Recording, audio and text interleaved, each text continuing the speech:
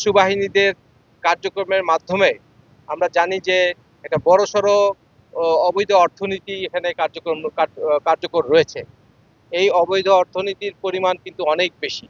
আমি যতটুকু জানি এটা প্রায় মানে ১০০ কোটি টাকার কাছাকাছি। তো এখানে বোঝা যাচ্ছে যে আমাদের কার্যক্রমের ফলে কিছু কিছু মানে অসাধু চক্র আছে যারা ব্যাপকভাবে ক্ষতিগ্রস্ত হচ্ছে।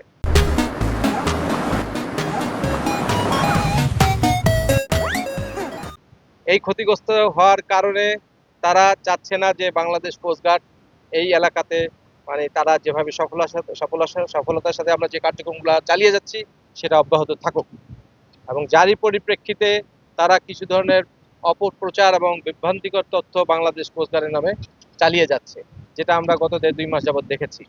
তো এই অপপ্রচার এবং বিভ্রান্তিকর তথ্যের মাধ্যমে সেই সমস্ত অসাধু চক্র বাংলাদেশ কোস্টগার্ডের একটি স্টেশনে আপনারা দেখেছেন যে মানে ব্যাপক হামলা এবং ভাঙচুরের কার্যক্রম করেছে, যেটা মোটেই কাম্য নয়।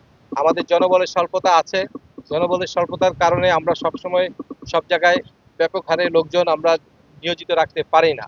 এই সুযোগটা নিয়েই এই সমস্ত দুর্বৃত্তরা কোস্টগার্ডের একটি স্টেশনে হামলা চালিয়েছে এবং ব্যাপক ভাঙচুর করেছে এবং সরকারের সম্পত্তির ব্যাপক ধ্বংস সাধন করেছে, যেটা কোনোভাবেই কাম্য নয়। তাদের উদ্দেশ্য যে তারা কোস্টগার্ডকে দমিয়ে রাখতে চায়, কোস্টগার্ড যাতে যে অপারেশন আমরা পরিচালিত করছি সেটাকে সম্পূর্ণরূপে বন্ধ করে দিতে চায়, এবং দেশে যে অরাজনৈতিক বা নৈরাজ্যকর পরিস্থিতি সেটাকে আবার ফিরিয়ে আনতে চায়।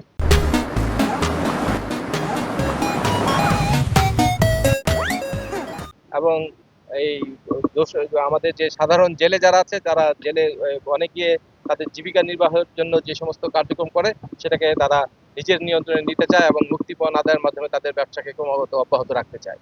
তো আমরা কোনোভাবেই এই পরিস্থিতিকে চালিয়ে যেতে দেব না। কোস্টগার্ড বদ্ধপরিকর, কোস্টগার্ড দেশের জন্য কাজ করে, জনগণের জন্য কাজ করে এবং উন্নয়নের জন্য কাজ করে। সুন্দরবন এটার উপর সারা বিশ্বের নজর আছে। সুন্দরবনের পরিবেশ পরিস্থিতি এবং সুন্দরবনের সুন্দর পরিবেশটা ধরে রাখাও আমাদের দায়িত্ব।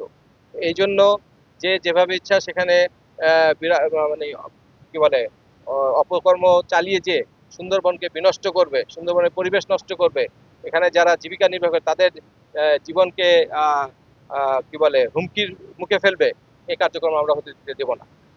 এবং এই কার্যক্রম বন্ধ করার জন্য আমরা বদ্ধপরিকর এবং আমরা আমাদের অপারেশন যেভাবে চলছে সেভাবে চালিয়ে যাব, এবং যে কোনো ধরনের দুষ্কৃতিকারী, অপতথ্য প্রচারকারী, বিভ্রান্তিকর তথ্য প্রচারকারী তাদেরকে আমরা সমূলে আমরা নির্মূল করব ইনশাআল্লাহ।